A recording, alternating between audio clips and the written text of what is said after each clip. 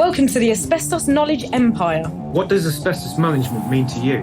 I used to really struggle with the asbestos management at my site, but now it's a breeze. It used to be really expensive. I was paying loads, but now I've got my asbestos power team in place. It's so much easier.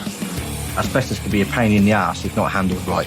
We had to stop the job because asbestos was discovered. Now we don't have that problem. Asbestos management is easier than you think. Asbestos management. Be proactive, not reactive. Think about asbestos first, not last. And now your hosts, best-selling authors and asbestos experts, Ian Stone and Neil Munro. Welcome to the Asbestos Knowledge Empire. My name's Neil Munro. And I'm Ian Stone. So today we're going to talk about asbestos samples. It's a funny one. So we've recently done a tender and had an interview for that tender. And some of the questions that we discussed and spoke about were referred back to and were related to asbestos samples, and they kind of laboured the point a little bit and Confused them. Yeah, It confused them. I mean, rightly so, because it kind of turns out that essentially in the past they've kind of been hoodwinked by other companies in the fact of they were under the impression that their surveys included all the samples. Yeah. Whereas actually, in fact, when they went back and checked everything, it didn't. All the survey company was kind of in their quotes and said they were charging them for was turning up and doing the survey, but then it was a cost per sample thereafter. I mean, we've spoken about this before, and for me, I thought this was age-old, Thing of the years past. ago, a thing of the past. And they really, really did want to ensure that we included everything, didn't they? Yeah, really laboured the point of, is it included? Are you sure? Is it included? So what about this scenario? What about that scenario? Management, refurbishment, demolition. Are there samples including that? Is there a call-out fee? Is there, do you know what I mean? All these extra things, which kind of really sort of surprised us in 2020, that's actually happening, and companies are actually still charging per sample. There's a key sort of thing surrounding this, isn't there? And the key point is, with an asbestos survey, until you actually really go and carry out that survey, you don't really know 100% how many samples you're going to need to collect. No, definitely not. There's a law of averages for kind of certain types of building and certain types of property that we kind of You can have an educated guess. Yeah, you anticipate, don't you? However, there's been lots of surveys in the past where you think, right, I don't know, it's usually a 40 sample survey and you walk away with 120. And it's like, oh, bloody hell. It kind of pops your head on how many. Here's the big issue I feel with samples. The minute you start initiating a cost per sample within a company, straight away there's a commercial element to that. And that then goes down to the actual sorry about the background noise. Yeah, the food vans here by any chance, and they play the cricket tune, and they play it really, really bloody loud. So what was I saying? I can't even think now. Samples. The minute that you, as a company, start charging for samples, it then becomes a thing within that company where you're either swayed to collect more samples or swayed to collect less samples. Yeah. And you're not free to collect, unbiasedly, and you can then carry out your survey as you see fit and how it should be undertaken. Definitely. And that's it. It's like when you restrict people, they then start saying, well, I'm not going to sample that. That's obviously not asbestos, whatever. Yeah. Which poses problems such as job stoppers and things not being sampled that should, to kind of identify that it's definitely not asbestos. Yeah. And that may be influenced from the client as well. It's like, well, actually, you've estimated 10 samples. Well, I'm not going to pay you for I'm not paying for any more. Yeah. Where you may need 20 samples to confirm, positively and negatively confirm whether there's asbestos there or not. And that is the key point. I think the way that we carry out our surveys, it is that we positively identify asbestos and we positively identify non-asbestos. And the only way we go about it is sample everything. and therefore bring it back to the laboratory, do our scientific tests and prove that it is or it isn't. When you start going off of people's opinions and they're kind of, like you say, swayed one way or the other, it's not good. Yeah.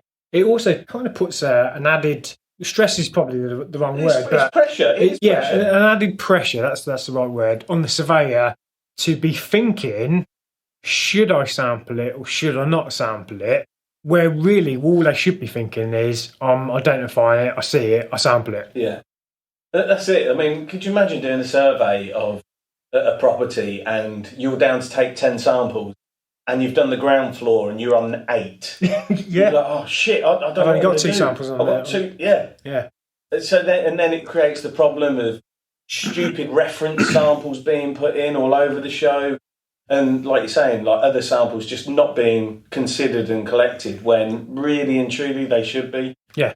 And then the flip side the other way is you go with a company that charges per sample and they've got free reign of that.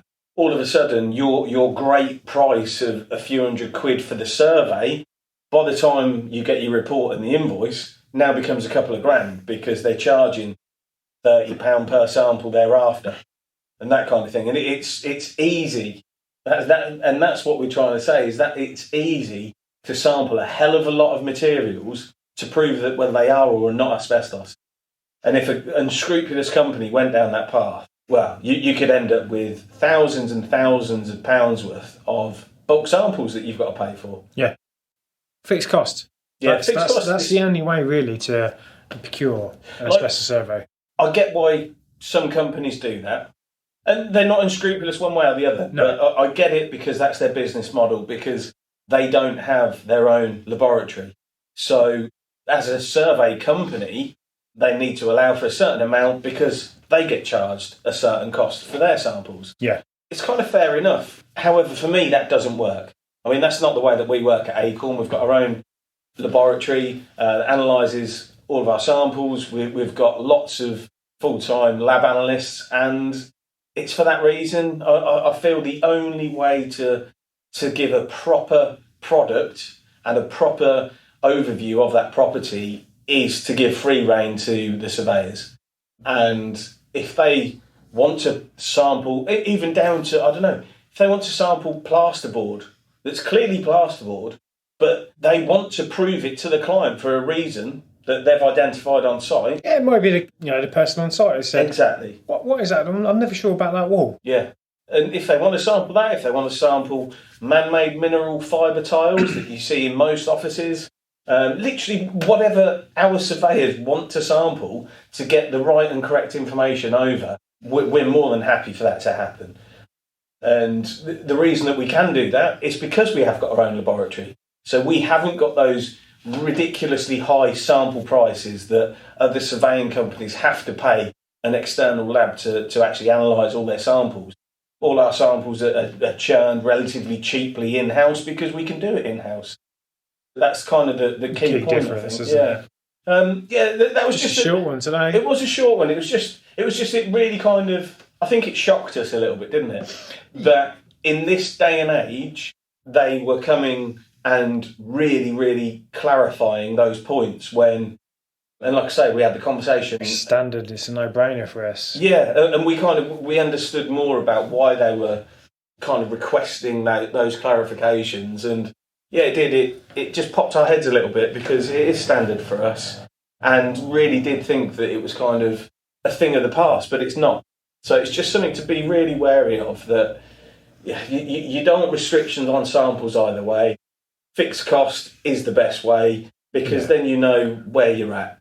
Yeah, it's not from just the commercial, the price element of it, but really for me it is the restriction on the surveyor, giving them free rein to sample whatever they want, whatever they need to sample to basically do their job and do it to the best of their ability without any sort of commercial influences over that. That's really the key one for me.